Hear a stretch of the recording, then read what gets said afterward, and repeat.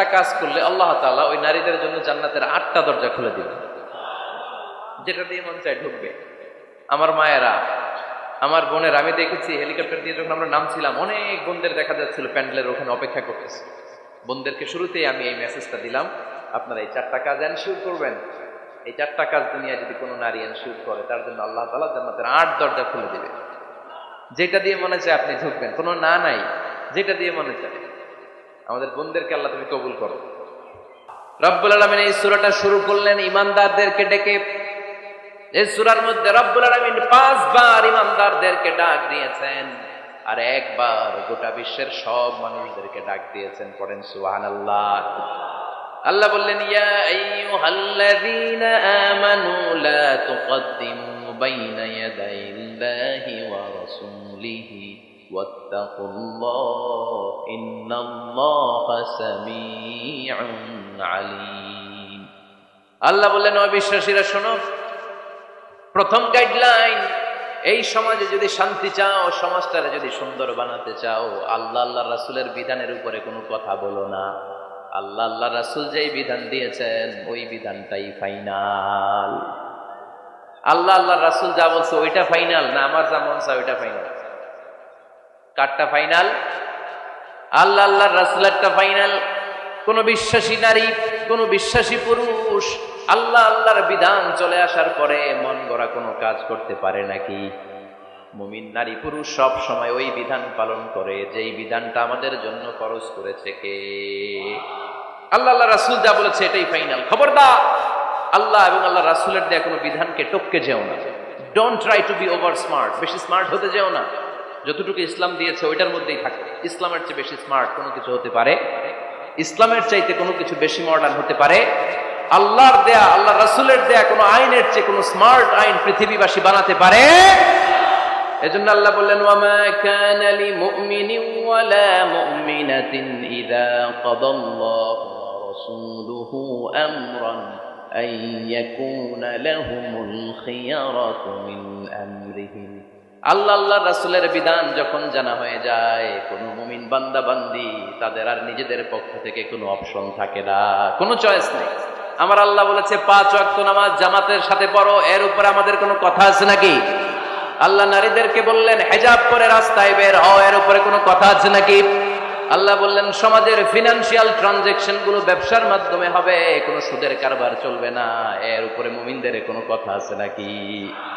আল্লাহ আল্লাহ রাসূল যেটা বলেছে ওইটাই ফাইনাল, ওইটাই সবচেয়ে শ্রেষ্ঠ। খেয়াল রাখবেন, এর চেয়ে বেশি শ্রেষ্ঠ হতে পারে? এক সাহাবী বললেন, আমি সারা রাত তাহাজ্জুদ পড়ব, ঘুমাবো না। এক সাহাবী বলল, আমি আর স্ত্রীদের কাছে যাব না। আরেক সাহাবী বলল, সারা বছর আমি রোজা রাখবো, আমি কোনোদিন রোজা ভাঙবো না। আল্লাহ রাসূল সাল্লাল্লাহু আলাইহি ওয়াসাল্লাম রেগে গেলেন, কারণ আল্লাহ রাসূল সাল্লাল্লাহু আলাইহি ওয়াসাল্লাম কি এগুলো শিখাইছেন আমাদেরকে? সারা রাত তাহাজ্জুদ এগুলো শিখাইছে? সারা বছর রোজা শিখাইছে? স্ত্রীদের থেকে আলাদা দূরে দূরে থাকা এগুলো শিখাইছে? রাসূল সাল্লাল্লাহু আলাইহি ওয়াসাল্লাম রেগে গেলেন। দেখেন what a check and balance, ইসলাম কতটা ভারসাম্যপূর্ণ জীবন ব্যবস্থা।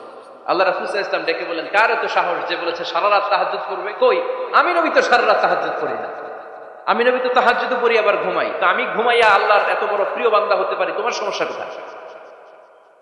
আমি নবী হয়ে 11 জন স্ত্রীর সাথে মেলামেশা করতে পারি, তোমার মিশতে সমস্যা কোথায়?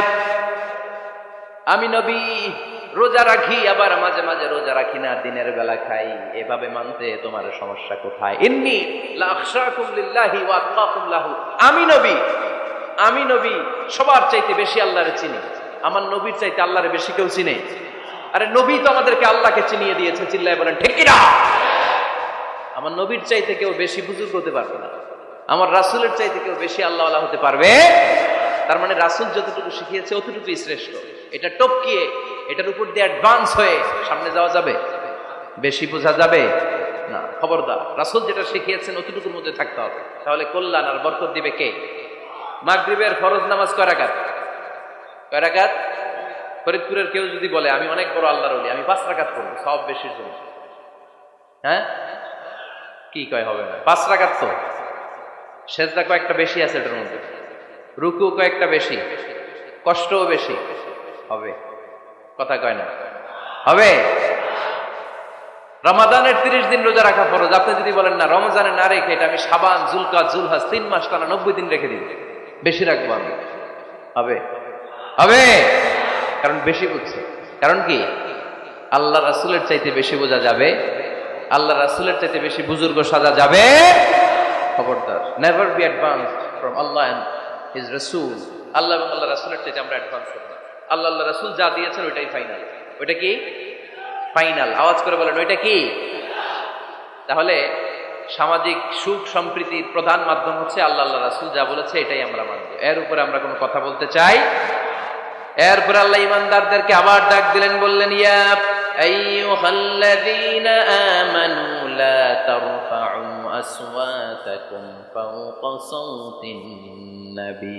ও বিশ্বাসীরা, খবরদার, আমার নবীর কণ্ঠের চাইতে তোমাদের কণ্ঠ বড় করো না। ঘোষণাটা কার? কারণ সাহাবারা আল্লাহ রাসূল সাল্লাল্লাহু আলাইহি ওয়াসাল্লামের চারদিকে এরকম ঘিরে বসে থাকে। এজন্য সাহাবাদেরকে উদ্দেশ্য করে আল্লাহ বললেন, আমার নবীর গলার সাউন্ড যতটুকু তোমাদের সাউন্ড থাকবে অতটুকু বা অতটুকুর চেয়ে কম, এর চেয়ে বড় হওয়া যাবে? তাহলে বেয়াদবি হয়ে যাবে। তাহলে কি হয়ে যাবে? বনু তামিম গোত্রের নেতা কে হবে? আল্লাহর হাবিব সাল্লাল্লাহু আলাইহি ওয়াসাল্লাম পরামর্শ করছিলেন। আবু বকর রাদিয়াল্লাহু তাআলা আনহু বললেন, আমার মনে হয় এই লোকটা হইলে ভালো হয়। ওমরে ফারুক বলে, না, উনি না, আমার মতে এই লোকটা হইলে ভালো। সাইয়েদনা আবু বকর বললেন, আরে না ওমর, তুমি বুঝো নাই, আমি যার কথা বলেছি সে হলে সবচেয়ে ভালো, তার মধ্যে নেতৃত্বের গুণ আছে। সাইয়েদনা ওমরে ফারুক বলেন, না, আপনি বোঝেন নাই, আপনার চেয়ে আমি ভালো বুঝছি, আমি যারে বলেছি সেই হবে নেতা। তর্ক আছে না নাই? এই তর্ক, কথার নাম কথা, কথার পিঠে কথা করতে করতে করতে করতে ওনাদের মধ্যে একটু ঝগড়ার একটা ভাব। বিশ্বনবী বসা, এই ঝগড়া করতে করতে সাউন্ড বড় হয়ে গেছে, এই উনি হবে, উনি বলে না উনি হবে। বিশ্বনবীর কণ্ঠের চেয়ে কণ্ঠ উঁচু হয়ে গেল। আরশের উপর থেকে একটা ধমক দিলেন কে? আল্লাহ বললেন, খবরদার, লা তারফাউ আসওয়াতাকুম ফাওকা সাওতিন নবী। নবীর কণ্ঠের চাইতে কণ্ঠ উঁচু করো না। ওয়ালা তাজহারু লাহু বিল কওলি কাজহারি বা'দিকুম লিবা'দ আন তাহবাতা আমালুকুম ওয়া আনতুম লা তাশউরুন। নবীর কণ্ঠের চাইতে তোমাদের কণ্ঠ যদি উঁচু হয়ে যায়, তোমাদের সব নেক আমলগুলো আমি আল্লাহ বাতিল করে দেব। ধমকটা ছোট না বড়? ছোট না বড়? মনোযোগ আছে আপনাদের? যদি নবীর কণ্ঠের চাইতে তোমাদের কণ্ঠ বড় হয়, জীবনে যত ইবাদত করছো সব বাতিল। নামাজগুলো বাতিল, কাজে আসবে না। হজ করছো, বাতিল। রোজা রেখেছো, বাতিল, সব বাতিল। বেয়াদবি করেছো নবীর সাথে, চিল্লায় বলেন ঠিক কিনা? নবীর কণ্ঠের চাইতে নিচু হতে হবে কণ্ঠ। এই আয়াত আসার পরে সাহাবারা তো এমন ভয় পেলেন, এবার নবীর কাছেই কেউ আসে না। সুবহানাল্লাহ কইবেন না? ভয়ে আসে না, ভয়ে না জানি আমার কণ্ঠ আবার নবীর কণ্ঠের চাইতে উঁচু হয়ে যায়। ওমর ফারুক রাদিয়াল্লাহু তাআলা আনহু ডানে ঘুরে বায়ে ঘুরে কাছে আসে না। আবু বকর রাদিয়াল্লাহু তাআলা আনহু ডানে ঘুরে বায়ে ঘুরে কাছে আসে না। আল্লাহর হাবিব ওমর ফারুককে ডাক দিলেন, এই ওমর, সামনে আসো, এদিকে আসো। ওমর ফারুক আসলেন, কিন্তু ওমর ফারুক এত আস্তে আস্তে কথা বলেন, বিশ্বনবী ওমর ফারুকের কথা কানে শুনে না। সুবহানাল্লাহ নাই? এত আস্তে আস্তে ওমর ফারুক কথা বলেন, বিশ্বনবী শুনতে পান না। ওমর কি বললা, একটু জোরে বলো না। ওমর ফারুক একটু জোরে বললেন, তাও শুনেন না। বিশ্বনবী বললেন, আরেকটু সাউন্ড বড় করে বলো, আমি তো শুনি না, জোরে বলো। ভয়, কারণ কণ্ঠ যদি উঁচু হয়ে যায় আমার নবীর কণ্ঠের চাইতে, জীবনের সব ইবাদত শেষ। এজন্য কথা কওয়ার দরকার নেই, ইবাদতগুলো ঠিকঠাক আওয়াজ করে পড়তে হবে, আল্লাহু আকবার। তাহলে 2 নাম্বার গাইডলাইন, লা তারফাউ আসওয়াতাকুম ফাওকা সাওতিন নবী। নবীর কণ্ঠের চাইতে কণ্ঠ উঁচু করো না। আপনারা হজ উমরা করেছেন কে কে দেখি? মাশাআল্লাহ, হাত নামান। যারা আমরা করি নাই, আমরা আল্লাহর কাছে কামনা করি, আল্লাহ আমাদেরকে তুমি যাওয়ার তৌফিক দাও। আমরাও যেন আমার নবীর কবরের সামনে দাঁড়িয়ে নবীর সালাম করতে পারি, তৌফিক দাও। আমরাও যেন রাউদাতুম মিন রিয়াদিল জান্নাহ ঢুকে 2 রাকাত নামাজ পড়তে পারি, তৌফিক দাও। তোমার ঘরটা যেন তাওয়াফ করতে পারি, তৌফিক দাও। মক্কা মদিনার ঐতিহাসিক জায়গাগুলো যেন দেখে হৃদয়টাকে ঠান্ডা করতে পারি, আল্লাহ তৌফিক দাও। তো যারা গিয়েছেন তারা জানেন, মসজিদে নববীতে নামাজের পরে আপনারা যখন পূর্ব দিকে, প্রথম কাতারের পূর্ব দিকে সবাই লাইন ধরে যেতে যেতে প্রথমে বাম দিকে পড়ে রাউদাতুম মিন রিয়াদিল জান্নাহ, জান্নাতের বাগান সমূহ থেকে একটা বাগান। পুরো মসজিদে নববীর কার্পেটের এক কালার, ওই রাউদাতুম মিন রিয়াদিল জান্নাহর কার্পেটের আরেক কালার। আল্লাহ রাসূল সাল্লাল্লাহু আলাইহি ওয়াসাল্লামের ঘর আর মিম্বার এতটুকু জায়গাকে অন্য কালারের কার্পেট দেয়া হয়েছে। এটা দুনিয়ার বুকে জান্নাতের টুকরার মধ্যে থেকে একটা টুকরা। কোন সুবহানাল্লাহ।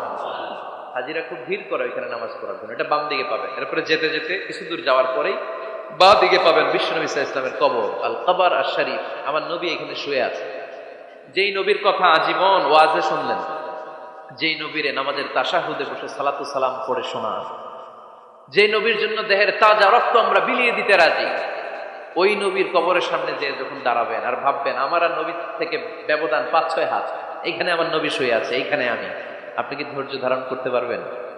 কথা বলেন, নিজেকে সামলে রাখতে পারবেন? আমার নবীর কোন উম্মত প্রথম যখন উমরা করতে যায়, হজ করতে যায়, নবীর কবরের সামনে দাঁড়িয়ে নিজেকে সামলে রাখতে পারে না, চিৎকার দিয়ে কান্না আসে, চোখ দিয়ে ধা ধা করে অশ্রু ঝরে। যেই নবীর ভালোবাসা আমার হৃদয়ের মধ্যখানে, আমার নবী নাকি শোয়া আছে এই জায়গায় আমার নবী শোয়া, সহ্য হয় না, বুক ফেটে চিৎকার আসে, কিন্তু চিৎকার দেয়া যায় না। কারণ যে আয়াতের তাফসীর আপনাদেরকে শোনাচ্ছি, এই আয়াতটা বিষ্ণুনবীর কবরের উপরে লেখা, লা তারফাউ আসওয়াতাকুম ফাওকা সাউতিন নবী, তুমি নবীর দরবারে এসেছো, এখানে বড় গলায় আওয়াজ করে কোনো কথা বলা যাবে না, চিল্লায় বলেন ঠিক কি না? এই আয়াতটা আজও লেখা নবীর কবরের উপর, লা তারফাউ আসওয়াতাকুম ফাওকা সাউতিন নবী, নবীর দরবার, এখানে চিৎকার চেঁচামেচি করে দুরূদ পড়া যাবে না, লাফালাফি করা যাবে না, ভদ্রভাবে আন্তরিকতার সাথে বিনয়ের সাথে নবীরে সালাম দিতে হবে। সুবহানাল্লাহ পড়ো। আল্লাহ রাসূল সাল্লাল্লাহু আলাইহি ওয়াসাল্লাম আমাদের থেকে বিদায় নিলেন, কিন্তু এই আয়াতের হুকুম আজও আছে না নাই?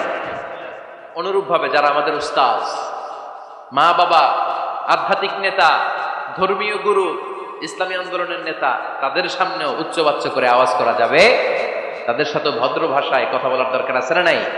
তাহলে দুইটা গাইডলাইন আমরা পেলাম। প্রথম গাইডলাইন হচ্ছে আল্লাহ রাসূল যা বলেছে এটাই ফাইনাল, এটাই কি? কথা বোঝে নাই? আল্লাহ রাসূল যা দিয়েছে সেটা কি ফাইনাল। আর 2 নাম্বার হচ্ছে নবীর কণ্ঠের চাইতে কণ্ঠ উঁচু করা যাবে? যাবে। 3 নম্বরে আল্লাহ মুমিনদেরকে আবার ডাক দিলেন, বললেন ইয়া আইয়ুহাল্লাযীনা আমানু ইন জাআকুম ফাসিকুম বিনাবাইন ফাতাবায়ানু, কেউ যদি তোমাদের কাছে কোনো সংবাদ নিয়ে আসে, সংবাদটা বিশ্বাস করার আগে যাচাই করে নাও। আদেশটা কার? জোরে বলেন। আমরা কিছু শুনলেই বিশ্বাস করি, এরকম আছে না নাই? যা শুনে তাই বিশ্বাস করে, এরকম করা যাবে? তো কি করবেন তাইলে? হ্যাঁ, কি করতে হবে? ঠিক না বে ঠিক? হ্যাঁ, ঘটনাটা ঠিক না বে ঠিক, এটা আমাদেরকে যাচাই করতে হবে। You have to justify the news, you have to verify the report, whatever you found in social media or Facebook, don't share. Think twice before you share, man. Share করার আগে 2 বার ভাববেন যে শেয়ার করবো কি করবো না। একটা কিছু পাইলেই শেয়ার মেরে দেয়, সে দিচ্ছে শেয়ার, তার বন্ধু দেয় শেয়ার, পুরা ফেসবুকের মধ্যে মারামারি, আছে না নাই? আসলে এরকম কিছু ঘটেই নাই, আছে না নাই? খবরদার, আমরা খুব খুব বেশি পছন্দ করি রুমর, গুজব ছড়ানোর জন্য বাংলাদেশের পৃথিবীতে 1 নাম্বার। আমাদের চেয়ে কেউ বেশি গুজব ছড়াতে পারে? কিছুদিন আগে এরকম হইল না যে লবণের দাম বেড়ে গেছে? হ্যাঁ, ফরিদপুরে এগুলো হয় নাই তো না? এই বাজারে লবণ ছিল না তখন? কয় বস্তা? একজন 2 বস্তা করে। আপনি কয় বস্তা নিছেন? নেন নাই? তো এই যে দেখেন গুজবের কারণে আসলে লবণ পর্যাপ্ত। আরে আমাদের দেশে লবণ থাকবে না, লবণ থাকবে কই? তো লবণের দেশের মানুষ, ঠিক কিনা? পর্যাপ্ত পরিমাণ লবণ আছে। আমাদের যে লবণ মজুদ আছে, আমাদের দেশের চাহিদা মিটিয়ে পাশে ইন্ডিয়াতে বা মিয়ানমারও কিছু সাপ্লাই করা সম্ভব, এত লবণ আছে। আলহামদুলিল্লাহ পড়েন। তো এই যে লোকজন বেশি দাম দিয়ে লবণ কেন কিনলো? গুজব। আমরা কি গুজব মানব? গুজব, এটারে আজকে আমরা নো বলে দিব। নো। কি বলবেন? এত আস্তে? গুজবকে আমরা কি বলবো? নো। গুজবে কান দিবেন না। প্রায় দেখবেন সোশ্যাল মিডিয়াতে অমুক নেতার গোপন ভিডিও ফাঁস। তো অমুক নেতার গোপন ভিডিও ফাঁস হয়েছে, আপনার কি সমস্যা? আপনার এত ভালো লাগে কেন? আপনার ভিডিও তো কয়দিন পরে ফাঁস হবে, তখন আপনি কি করবেন? এই সমস্ত আজে বাজে কাজে যাবেন। অমুক নেতার কি ফাঁস হয়েছে, কি গোপন ভিডিও, কি স্ক্যান্ডাল, এগুলো নিয়ে কখনো মুমিনদের মাথা ব্যথা থাকতে পারে? মুমিন চাইলে যে কোনো জিনিস শেয়ার দিতে পারে না। আপনি লা ইলাহা পড়েছেন, এই লা ইলাহা যেন তেন কোনো বাণী নয়। এই লা ইলাহার ঘোষণা দিয়ে যে মুমিন হয়, তার হাতগুলো আল্লাহর কাছে একেবারে সারেন্ডার, তার জিহ্বাটা সারেন্ডার, তার চোখগুলো সারেন্ডার, তার কানগুলো সারেন্ডার। সে চাইলেই মন যা চায় তা করতে পারে না, ঠিক কিনা? আপনার কান দিয়ে যা শুনতে মন চায় শুনতে পারবেন? কেন পারেন না? কারণ আপনি মুমিন, ঠিক কিনা? চোখ দিয়ে যা দেখতে মন চায় দেখা যায়, যেন কানে শুনি সদা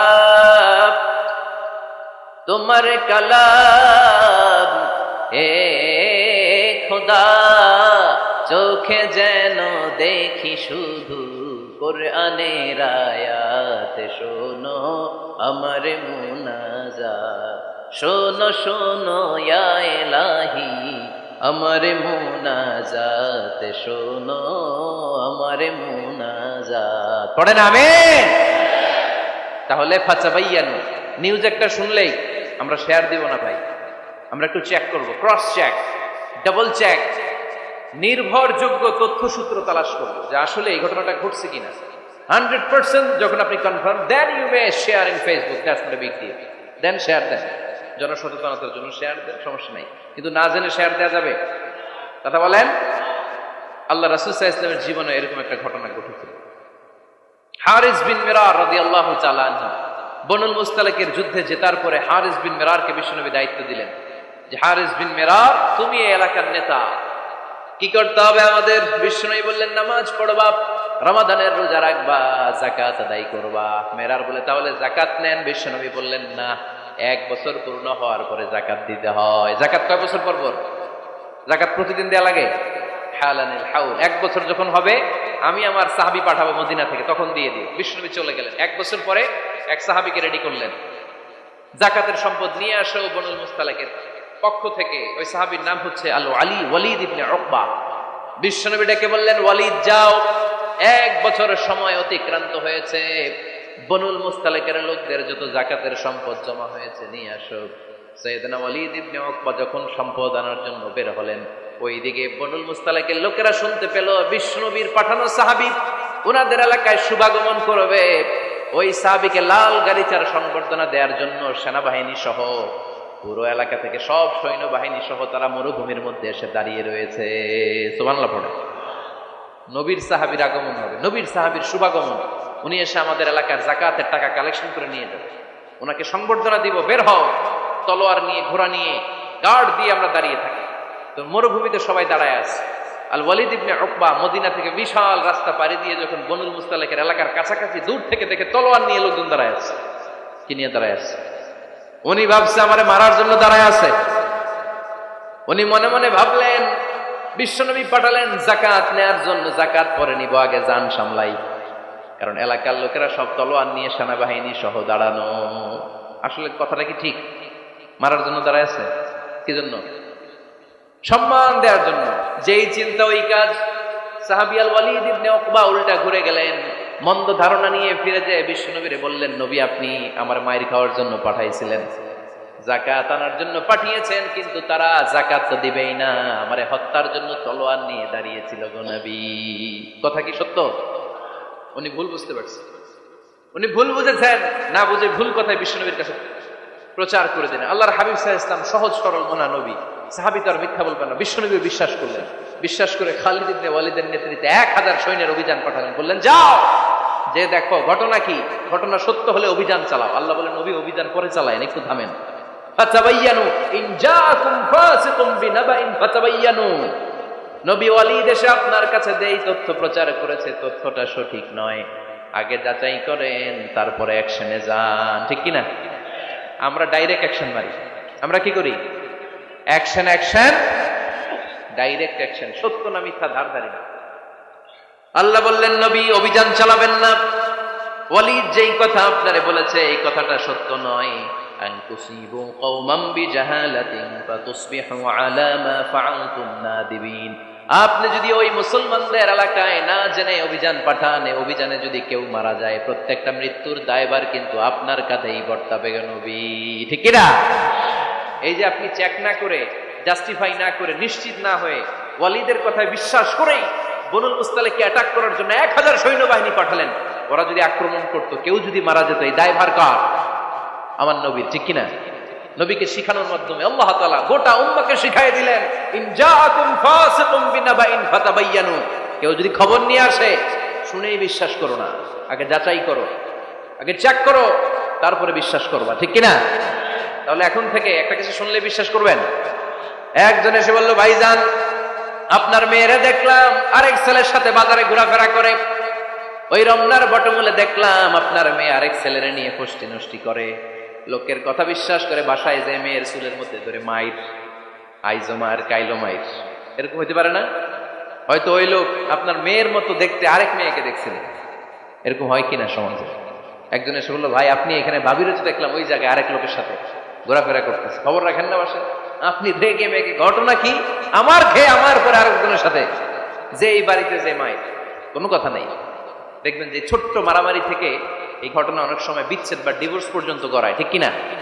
ওই যে শোনা কথায় কান দিছে, হতে পাই আপনি চেক করেন নাই, হয়তো আপনার স্ত্রীর মতো দেখতে বা আপনার স্ত্রী যে জামা পরে, যে পোশাক পরে, এরকম পোশাক পরে আরেক নারীকে দেখছে, আপনার বউ না। এটা আপনার মেয়ের ব্যাপারে যে তথ্য দিয়েছে এটা সঠিক নয়, সে আপনার মেয়ের মতো আরেকটা মেয়েকে দেখেছে, এসে আপনার কাছে বলে দিচ্ছে, আপনি বিশ্বাস করছেন। ভেজাল আছে না নাই? এই ভেজালগুলোকে থামানোর জন্য কোরআনে এই বিধানগুলো নাজিল করেছে কে? তাহলে ফরিদপুরের ভাইরা 3 নাম্বার গাইডলাইন, সমাজটাকে সুন্দর রাখার তথ্য একটা শুনলেই বিশ্বাস করবেন না। সিলে কান নিয়ে গেছে শুনলেই সিলের পিছনে দৌড়, নাকি? কি করবেন? আগে কানে হাত দিয়ে একটু দেখবো কান দুইটা আছে না নাই, তারপরে চিলের পিছনে দৌড়া। তাহলে এখন থেকে আমরা তথ্য একটা শুনলেই বিশ্বাস করব। তাহলে কি করবেন? বলতে হবে কি করবেন? যাচাই বাছাই, জাস্টিফিকেশন অফ দ্য নিউজ। কোন নিউজ জাস্টিফিকেশন ছাড়া আমরা প্রচার করব, বিশ্বাস করব, শেয়ার করব না। 4 নম্বরে আল্লাহ বললেন, ইয়া আইয়ুহাল্লাযীনা আমানু লা ইয়াসখার কওমুম মিন কওম। ওহে আমার ঈমানদার বান্দারা শোনো শোনো, খবরদার কখনো কোনো মুমিন বান্দারে ঠাট্টা করো না, অবজ্ঞা করো না, ঠাট্টা করো না। তার মনে কষ্ট হয় এমন কোন কথা তারে বলো না। নেভার স্কপ অফ এনিবডি, কাউকে নিয়ে ঠাট্টা করবে না। তার দেহ নিয়ে, তার আকৃতি নিয়ে, তার বংশ নিয়ে। এক লোকের বাবা ছিল চোর, কিন্তু তার ছেলে অনেক ভালো। আপনি কি তারা বলতে পারবেন তুই চোরের ঘরের চোর? বলতে পারবেন? চুরি করছে বাবা, ওর কি দোষ? কথা বলেন। এগুলো কবিরা গুনাহ। আওয়াজ করে বলেন তো কি গুনাহ?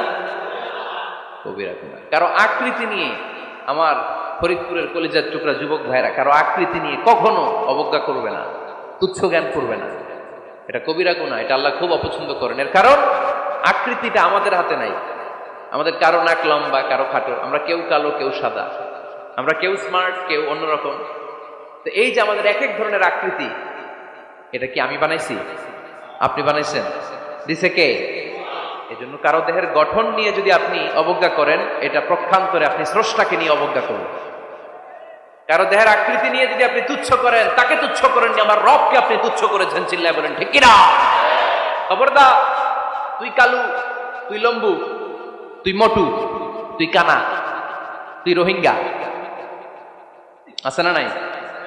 ইদানিং ইদানিং এটা খুব চলে। এই রোহিঙ্গা নামটা আছে না? ফরিদপুরে এগুলো ঢুকে নাই না? আমাদের ওইদিকে দেখি কি অবস্থা, কারোর সাথে কেউ লাগলে তুই রোহিঙ্গা। কি আশ্চর্য, এই গালি কবে আসলো? হ্যাঁ, অনেক ধরনের গালি। ঢাকায় আরেকটা চলে ফইন নির্বুত, কি বলে?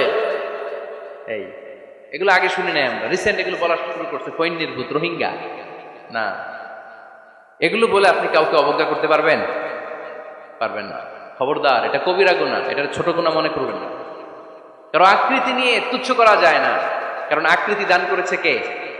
হুয়াল্লাযী ইউসাউবিরুকুম ফিল আরহামি কাইফা ইয়াশা লা ইলাহা ইল্লা হুয়াল আজিজুল হাকীম। তিনি এমন সত্তা যিনি তোমাদের চেহারার অবয়ব দিয়েছেন, তোমাদের আকৃতি দান করেছেন তখন যখন তোমরা মায়ের পেটের ভেতরে ছোট্ট জোকের মতো ছিলা। মায়ের পেটের ভেতরে আমরা যখন সবাই এত ছোট্ট, তখনই আমাদের চেহারার আকৃতি দিয়েছে কে? কে সুন্দর হব, কে ছেলে হব, কে মেয়ে হব, কে মোটা হব, কে চিকন হব? আমার ইচ্ছা হয়েছে? আওয়াজ করে বলতে হবে, কার ইচ্ছায়? প্রত্যেককে যদি আল্লাহ প্রত্যেকের নিজের চেহারা ডিজাইন করতে দিতেন, আল্লাহ যদি বলতেন তোমার চেহারাটা কেমন হবে তুমি ডিজাইন করো, তাহলে আপনি আপনারা কেমন বানাতেন? হ্যাঁ বলেন, ফরিদপুরের ভাইরা বলেন, সুন্দর করে বানাতেন তাই না? সবচাইতে স্মার্ট, সবচেয়ে সুন্দর করে আমি আমার চেহারাটা বানাতাম যদি আমাকে ডিজাইন করার সুযোগ দেওয়া হতো। কিন্তু এই সুযোগ তো আল্লাহ দেন নাই। ডিজাইন স্বয়ং করে দিয়েছেন কে? কোন নারীকে যদি আল্লাহ বলতে, এই নারীরা তোমাদের চেহারা কার কেমন লাগবে তোমরা বানাও, প্রত্যেক নারী কি করতো? বিশ্ব সুন্দরী করে নিজেকে বানাতো, খুদ ধরার মতো কোনো জায়গা সে নিজের জন্য রাখতো না, ঠিক কিনা?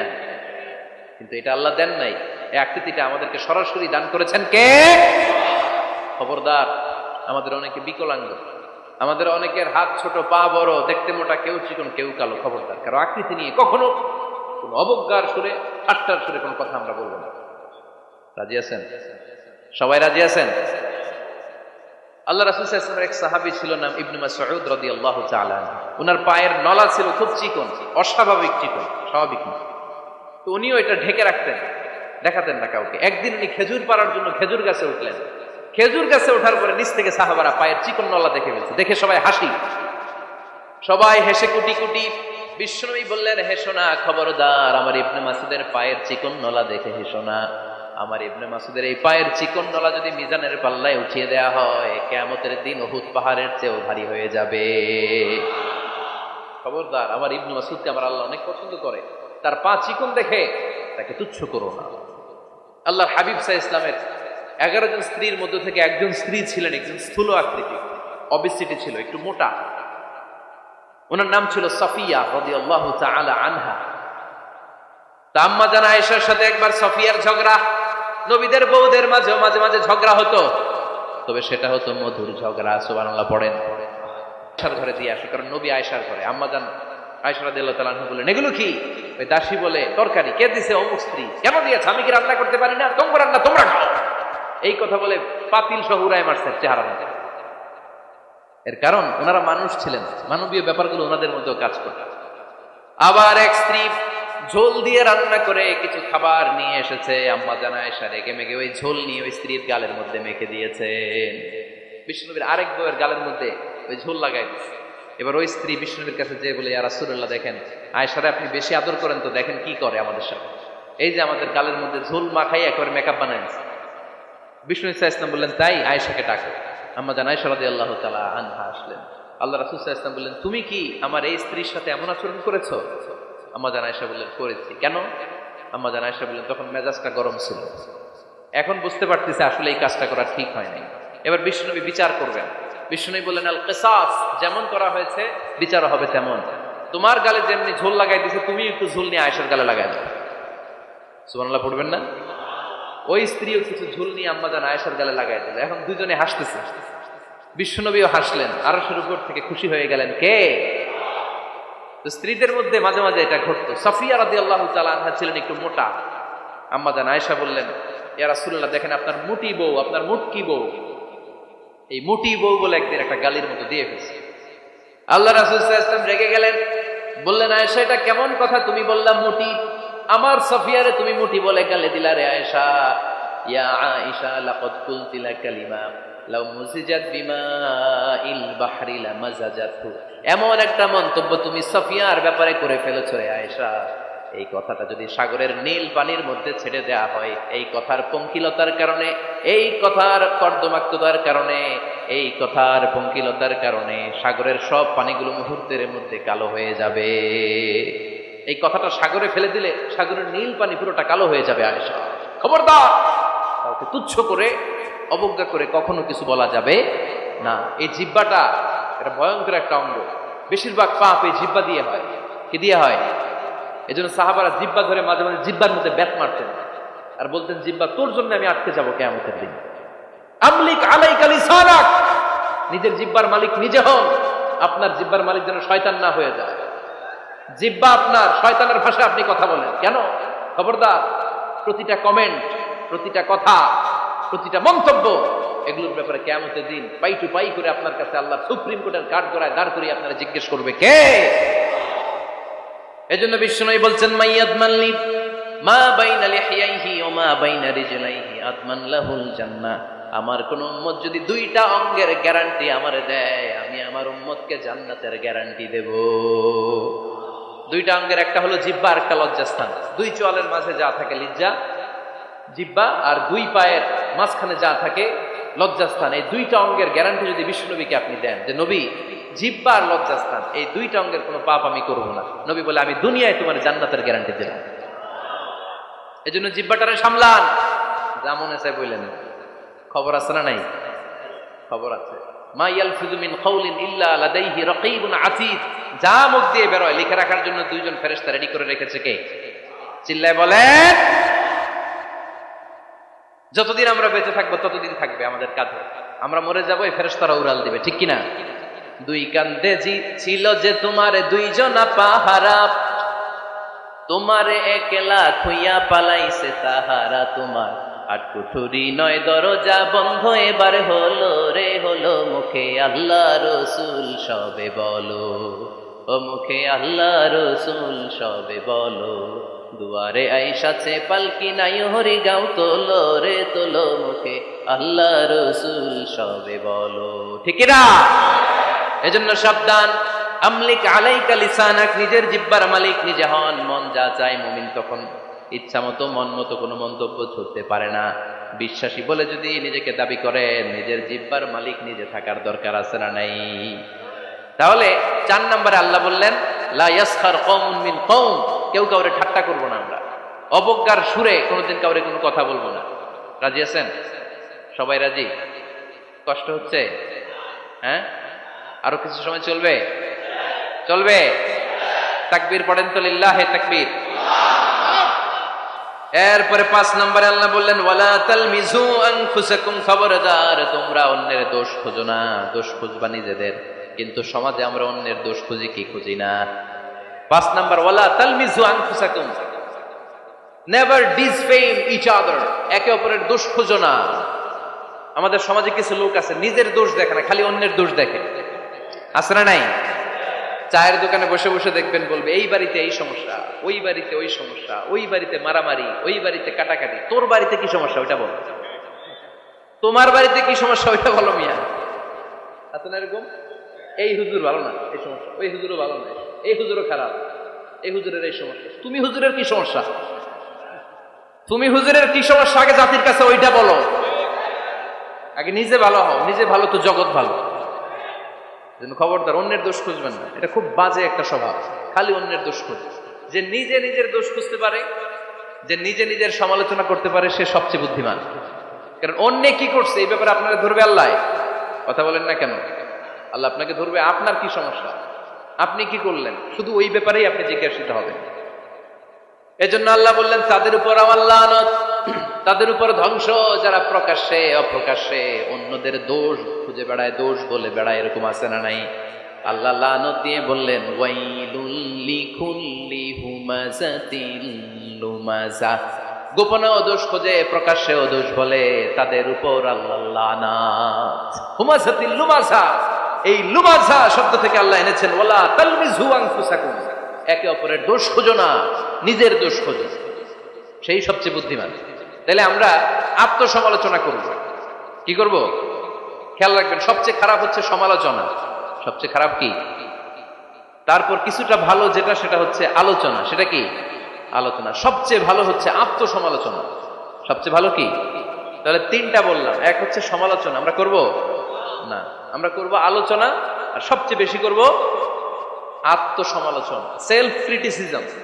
রাতে ঘুমানোর আগে একটু ভাববেন কি কি ভুল করলাম, কাকে কাকে কষ্ট দিলাম, কি কি অন্যায় আজকে আমার দ্বারা হলো, কালকের দিনটা যেন আমার আজকের দিনের চেয়ে ভালো হয়।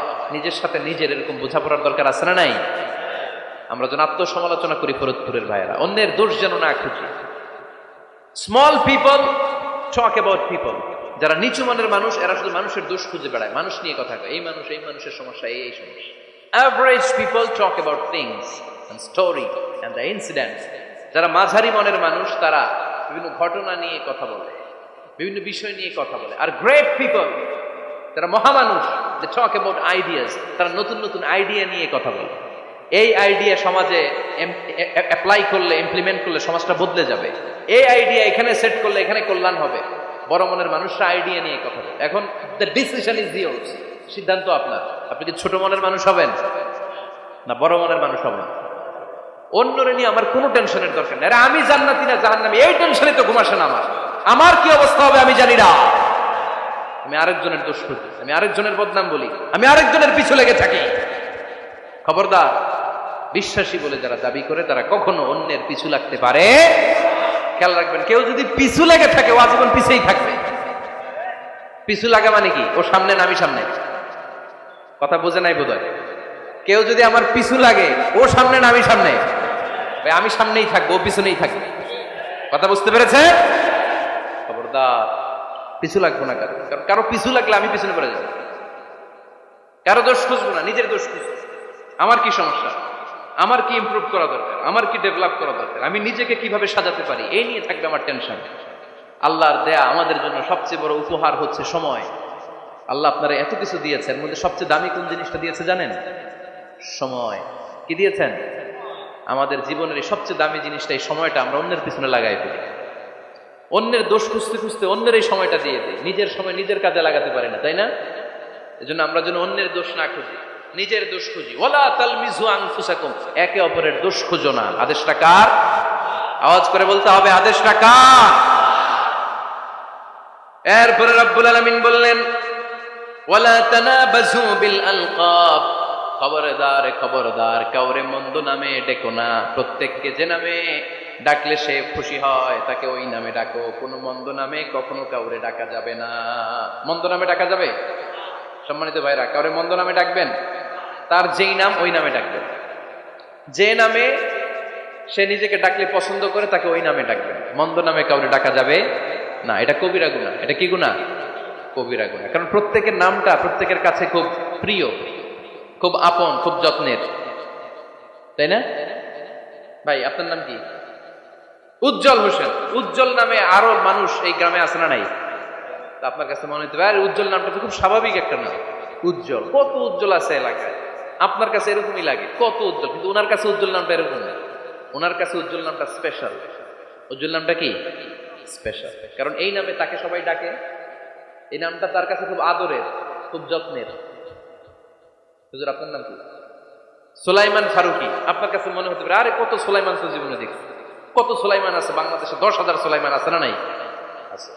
তো আপনার কাছে এরকম মনে হয়, কিন্তু ভাইজানের কাছে কিরকম মনে হয়? ভাইজানের কাছে সুলাইমানটা খুব দরদের, খুব প্রিয়, খুব আদরের। কারণ এই নামে ভাইজানকে সবাই চিনে, ঠিক কিনা? আমার নাম মিজান, আপনার কাছে মনে হতে পারে আরে এই নামের কত লোক আছে বাংলাদেশ, আছে না? কিন্তু আমার কাছে এই নামটা খুব দরদের। কারণ আমার এই মিজান বললে আমি বলি কি, আরেকজনে ডাকলে আমি তাকাই, ঠিক কিনা? ভাবছি আমারে ডাকছে, কারণ এই নামটার প্রতি আমার একটা দুর্বলতা কাজ করে, এটা আমার পরিচয় বহন করে প্রত্যেকের কাছে। প্রত্যেকের নামটা এমন। এজন্য কারো নাম যখন নিবেন সুন্দরভাবে নিবেন। প্রত্যেকে প্রত্যেকের নামকে পছন্দ করে। তার প্রমাণ, কেউ কাগজ কলম পাইলেই দেখবেন নিজের নাম লেখে, সিগনেচার মারে, আছে না নাই? বিশেষ করে সাগরে ঘুরতে গেলে বালুর মধ্যে প্রত্যেকে প্রত্যেকের নাম লেখে, দেখবেন, দেখছেন? কক্সবাজারে ঘুরতে গেছেন কারা কারা দেখি? ওরে ফরিদপুরের লোক ঘুরতে যাইতে দেখি অনেক। আচ্ছা, দেখবেন আমি অনেককে দেখেছি সাগর পাড়ে বালুর তীরে বালু পেলেই প্রত্যেকে নিজের নামটা লেখে, লেখে আবার লাভ চিহ্ন দেয়, এমনি বড় করে একটা কি দেয়, লাভ মানে কি, তার মানে আমার নামটারে আমি ভালোবাসি। প্রত্যেকে প্রত্যেকের নামটারে বড্ড ভালোবাসি। এজন্য কখনো এই রোহিঙ্গা, ফৈন্নিরপুত এগুলো বলবে না। যার যেই নাম ওই নামটা সুন্দর করে ডাকবেন। আল্লাহ বললেন ওয়ালা তানাবাজু বিল আলকাব, মন্দ নামে কখনো কাউকে ডেকো না, সুন্দর নামে ডাকো। নামের বিকৃতি কবিরা গুনাহ। আমরা আমাদের দেশে এটা করি। কত সুন্দর নাম বাবা মা রেখেছে, আবু বকর, ওরা ডাকে বক্কইরা। কি ডাকে? বাবা মা রেখেছে আব্দুল ওয়াক্কাস, ওরা ডাকে হ্যাঁ আক্কাইচা। এটা হইলো? এগুলো করবেন আল্লাহর নামের সাথে মিলায়। কি সুন্দর নাম, আব্দুল কুদ্দুস, ওরা কি ডাকে? হ্যাঁ, আজকে থেকে আর ডাকবেন? ডাকবেন আর? তাহলে প্রত্যেককে আমরা প্রত্যেকের সুন্দর নামে ডাকতে রাজি আছি না নাই?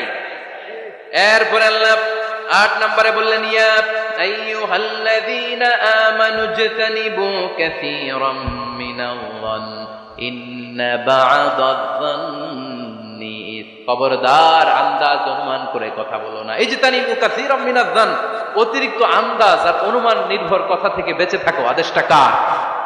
আন্দাজে কোনো কথা আমরা বলবো না, অনুমান নির্ভর কথা বলবো না। কারণ ইন্না বা'দায-যান্নি ইস, বেশিরভাগ আন্দাজ অনুমান নির্ভর কথাগুলো মিথ্যা হয়, ফলে পাপ হয়, ঠিক কিনা? আপনি জীবনে যত আন্দাজ করে কথা বলেছেন তার বেশিরভাগই মিথ্যা, বেশিরভাগই ভুল। তাহলে আন্দাজ অনুমান নির্ভর কথা কোন মুমিন বলতে পারে? খবরদার, আন্দাজ অনুমান নির্ভর কোনো কথা আমরা বলবো না। আল্লাহর হাবিব সাল্লাল্লাহু আলাইহি ওয়াসাল্লাম বলেছেন ইয়াকুম ওয়ায-যান, ফাইন্না যান্না আকযাবুল হাদীস, তোমরা ধারণা করা থেকে, অনুমান নির্ভর, আন্দাজ নির্ভর কথা থেকে বেঁচে থাকো, কেননা আন্দাজ নির্ভর কথাগুলো হচ্ছে মহাপাপ। আন্দাজে কথা বলা যাবে? এখানে কি হয়েছে? হয়েছে, ঠিক আছে, ব্যাস ব্যাস ব্যাস, কথা শুনতে চাই না, বসো। আন্দাজ, অনুমান নির্ভর কথা বলা যাবে না, কারণ আন্দাজ আর অনুমান কখনো সত্যের বিকল্প হতে পারে। ইয়াত্তাবিউনা ইল্লা যান, ইয়াত্তাবিউনা ইল্লা যান ওয়া ইন্না যান্না লা ইউগনি মিনাল হাক্কি শাইআ। কিছু লোক আছে এরা আন্দাজ নির্ভর কথা বলে, আর আন্দাজ কখনো সত্যের বিকল্প হতে পারে। আজ থেকে আন্দাজে কথা আমরা বাদ দিয়ে দিব। রাজি? একমত না দ্বিমত? আওয়াজ করে বলেন, একমত না দ্বিমত? খবরদার আন্দাজ করবেন না। যদি আন্দাজ করেন, ভালো আন্দাজ করবেন। আন্দাজ করলে কি আন্দাজ করবেন? ভালো আন্দাজ। Come back positive, not go back negative. কোন নেগেটিভ আন্দাজ আমরা করতে চাই না। ভাবলে পজিটিভ ভাবনা, অনুমান করলে পজিটিভ। কিছু লোক আছে খালি নেগেটিভ, আছে না নাই? ফরিদপুরে আলহামদুলিল্লাহ এগুলা নাই, এগুলো সব পজিটিভ মাইন্ডেড। আল্লাহ তুমি আমাদেরকে পজিটিভ মাইন্ডেড হওয়ার তৌফিক দান করো, আমরা পড়ি আমিন। এই দেশে যে কি পরিমাণে আন্দাজে কথা চলে, চলে না? আপনি দেখলেন আপনার এক বন্ধু রিকশায় করে এক মেয়েকে নিয়ে ঘুরে বেড়াচ্ছে, এটা দেখে এসে বলা শুরু করলেন, আমি তো দেখছি আমার বন্ধু প্রেম ভালোবাসা শুরু করছে, এক মেয়ের নিয়ে প্রেমে পড়ে গেছে, আমার বন্ধু তো প্রেমে হাবুডুবু খায়। কেমনে বুঝলি? কারণ আমি নিজ চোখে দেখেছি। মেয়ে নিয়ে রিকশায় ঘুরতেছে, বান্ধবীর নিয়ে, প্রেমিকারে নিয়ে রিকশায় ঘুরে। এমনও হতে পারে আপনার বন্ধুর পাশে রিকশায় যে মেয়েটা বসা ছিল সেটা তার আপন বোন, হতে পারে না? তার পাশে যে মেয়েটা বসা ছিল এটা তার আপন ভাগ্নি, হতে পারে তার আপন খালা, হতে পারে না? ওর কিছু হয় নাই, আপনার গুনার পাল্লাকে আপনি ভারী করেছেন, ঠিক কিনা? কারণ ঠোঁট কালো দেখলে আমরা আন্দাজে বলি লোকটা মনে হয় সিগারেট খায়, আছে না নাই? সিগারেট না খেয়েও ঠোঁট কালো হতে পারে কি পারে না? বিয়ের পরে যদি কেউ হুন্ডা কিনে,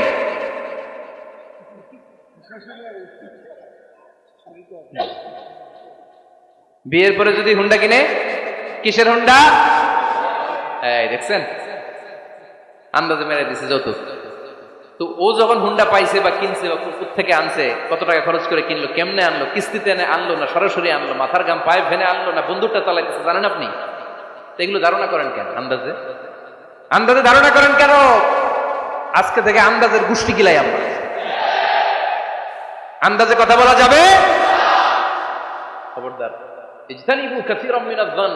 ভাই, এগুলো করে আমরা আমাদের সমাজটাকে জাহান্নামের টুকরা বানিয়ে দিয়েছি। আর কত? আর না, অনেক হয়েছে, এবার থামেন, থামেন, স্টপ, থিংক টুয়াইস। একটু ভাবেন কি বলছি আমি। প্রতিটা কথার জবাবদিহিতা সেদিন চাইবে কে? এজন্য 8 নম্বরে বললেন আন্দাজে কথা বলো না। 9 নম্বরে আল্লাহ বললেন ওয়ালা তাজাসসু, গোয়েন্দাগিরি করো না। গোয়েন্দাগিরি আছে না নাই? সামাজিক ভারসাম্য শৃঙ্খলার জন্য গভর্নমেন্টের যে গোয়েন্দা, ওইটা না, ওইটা ঠিক আছে। মদিনায় ছিল ওমর ফারুকের গোয়েন্দা, আল্লাহ রাসূলের গোয়েন্দা। আমরা নিজেরা ব্যক্তিগত দায়িত্বে যে গোয়েন্দাগিরিটা করি, কারো জানলার ফাঁকা খোলা থাকলে চোখ দিয়ে যে উকিটা মারি, ওইটা নিষেধ। ওয়ালা তাজাসসু, গোয়েন্দাগিরি করো না। কিছু লোক আছে দেখবেন, এরা ফিসফিস করে কি যেন বলতেছে, উনি কান পেতে আছে, এবার আছে না নাই? তো এরা কি বলে, এইটা নিয়ে আপনার তো ইন্টারেস্ট কেন? ছিদ্র থাকলে অনেকে ওই দিক দিয়ে চোখ দেয়, আছে না নাই? টিনের ঘরের ছিদ্র, ওদিক দিয়ে চোখ দিতেছে। বিশ্বনবী বলছেন, কোন ছিদ্র দিয়ে যদি কেউ চোখ দেয়, গোতামের ওর চোখ কানা করে দাও। বাংলাদেশে যদি দেন, এই দেশে বিচার হইতে পারে যে কেন চোখ কানা করলেন। কিন্তু মদিনার সমাজে কেউ অন্যায় ভাবে কারো ঘরের ছিদ্র দিয়ে চোখ দেওয়ার কারণে যে চোখ গুতা মেরে চোখ নষ্ট করে দেওয়া হয়, তার জন্য কোনো বিচার নাই। কারণ তুমি অপরাধী, তুমি এত ছিদ্রান্বেষী কেন? জানলা খোলা থাকলে উকি মারে, মানুষের গোপন চিঠি পড়ে, আছে না নাই? কারো চিঠি যদি পান, খুলে দেখবেন কখনো? কারো মোবাইল পেয়ে গেছেন, ওরে পাইছি বড় ভাইয়ের মোবাইল, দেখি তো গ্যালারিতে কার কার ছবি, আছে না নাই? না, করা যাবে না। কারো ফেসবুকের ভেতরে ঢুকেই সে কার সাথে চ্যাটিং করলো, মেসেঞ্জারে কি বললো, এগুলো দেখবেন না, এগুলো হারাম। তার ইনবক্স চেক করবেন না, কারো গোপন চিঠি দেখবেন না, কারো বেশি ব্যক্তিগত ব্যাপারে প্রশ্ন করবেন না। করা যাবে? অনেকে আছে খালি ব্যক্তিগত প্রাইভেট ম্যাটারে নাক গলায়। ভাই, বাড়ি কই, কি চাকরি করেন? সরকারি। বেতন কত? ভাবি কি করে? আপনার ভাবিও চাকরি করে। ভাবির বেতন কত? ভাবির বেতন কত? এটা দিয়ে তোমার কি লাভ? ঠিক কিনা? ইত্যাদি ইত্যাদি ইত্যাদি। প্রাইভেট ম্যাটার, ফ্যামিলি ম্যাটার নিয়ে আমাদের আগ্রহ। ওয়ালা তাখফু মা লাইসা লাকা বিহি ইলম, যেটা তোমার জানার কথা না ওইটা নিয়ে তো আগ্রহ দেখাবা না। অয়েল ইউর ওন মেশিন, নিজের চরকায় তেল দিলেন, নিজের চরকায় দিয়ে। অন্যকে নিয়ে এত আগ্রহ ভালো না, অন্যের পিছু লাগেন না। এই গোয়েন্দাগিরি থেকে আল্লাহ আমাদেরকে বাঁচাও। মানুষের প্রাইভেট ম্যাটার নিয়ে যেন আমাদের কিউরিসিটি না থাকে। Everyone has a privacy, a private own space, and no one should interfere someone own space, কারণ নিজের স্পেসে যে ইন্টারফেয়ার করা এটা হারাম। সব শেষে আল্লাহ বললেন ওয়ালা ইয়াগতাব বা'দুকুম বা'দা আইয়ুহিব্বু আহাদুকুম আন ইয়াকুলা লাহমা আখিহি মাইতান ফাকারিহতুমু, খবরদার খবরদার, একে অপরের গীবত করো না। আলহামদুলিল্লাহ ফরিদপুরে এসব নাই। গীবত আছে? এটা একটা মহামারী। গীবত হচ্ছে মহামারী, বাংলাদেশের জাতীয় রোগ। আমি নাম দিয়েছি বাংলাদেশের জাতীয় শারীরিক রোগের নাম হচ্ছে ডায়াবেটিক্স, ঠিক কিনা? আর এই মানসিক সবচেয়ে বড় রোগ বাংলাদেশের হচ্ছে গীবত। এটা হুজুর থেকে আরম্ভ করে, আলেম থেকে শুরু করে, সাধারণ মানুষ থেকে শুরু করে, নেতা নেত্রী থেকে শুরু করে 17 কোটি মানুষ খুব মজা পায়, রসগোল্লার চেয়ে মজা। আপনার ইবাদত গুলো দিয়ে দিচ্ছেন সবার জন্য। যার ব্যাপারে আপনি গীবত করতেছেন, আপনার হজ কষ্ট করে মিনায় ধাক্কাধাক্কি করে যে হজটা করছেন, ধাক্কাধাক্কি করে হাজরা আসওয়াদে চুমুটা দিয়েছেন, আরাফাতের ময়দানে চোখের পানি যে কান্নাটা করেছেন, এই সব সবগুলো আপনি তার আমলনামায় তুলে দিয়েছেন। তার ব্যাপারে গীবত করে, চগলখুরি করে, তার কথা আরেকজনের কাছে লাগিয়ে, ওর কথা আরেকজনের কাছে লাগিয়ে, এই যে সমাজে গিরিঙ্গি লাগালেন আপনি, এই যে সামাজিক ভারসাম্য রক্ষা করলেন, আপনার সব ইবাদতগুলো আল্লাহ ভাগ করে ওদের আমলনামায় তুলে দিয়েছে। খবরদার, মরা ভাইয়ের গোশত খাওয়ার চেয়ে বড় অপরাধ। এই দেশে হালাল সিস্টেমে অনেকে গীবত করে এইভাবে। আমি আপনাদেরকে দেখি, কথা শুরু করবে এইভাবে। কি যে অবস্থা সমাজের, বলাও যায় না, বললে তো গীবত হয়ে যায়, না বলেও পারি না, তাই না? এরকম বলে না অনেকে? বললে তো কি হয়ে যায়? হ্যাঁ, বললে যদি গীবত হয়ে যায় তাহলে স্টপ। এতটুকু যেহেতু বোঝেন যে বললে গীবত হয়ে যায়, তখন স্টপ। আওয়াজ করে বলেন, তখন স্টপ। মেরাজ রজনীতে বিশ্বনবী দেখলেন আপনার উম্মতের মধ্যে যারা দুনিয়ার বুকে গীবত করত, এই লোকগুলো হলো তারা। চায়ের দোকানে এগুলো খুব চলে, এর কথা ওর কানে, ওর কথা এর কানে, এরকম একটা গিরিঙ্গি লাগায়, আছে না নাই? এগুলো করবেন। গীবত কাকে বলে? যিকরুকা আখাকা বিমা ইয়াকরাহ, সহিহ হাদিস। তোমার ভাইয়ের ব্যাপারে এমন কথা বলা যেটা শুনলে, তার অনুপস্থিতিতে এমন কোনো কথা বলা যেটা শুনলে সে মনে কষ্ট পাবে। বলবেন এগুলা? না। স্পেসিফিক কিছু কাজে বলতে পারেন, যেমন সমাজে কেউ দুর্নীতি করতেছে, খুব খারাপ কাজ করতেছে, সমাজটাকে শেষ করে দিচ্ছে, তার বিরুদ্ধে জনমত তৈরি করার জন্য বলতে পারেন। আপনি দেখলেন আপনার বন্ধুর ছেলে গাছের চিপায় লুকায় লুকায় সিগারেট খায়, আপনি তার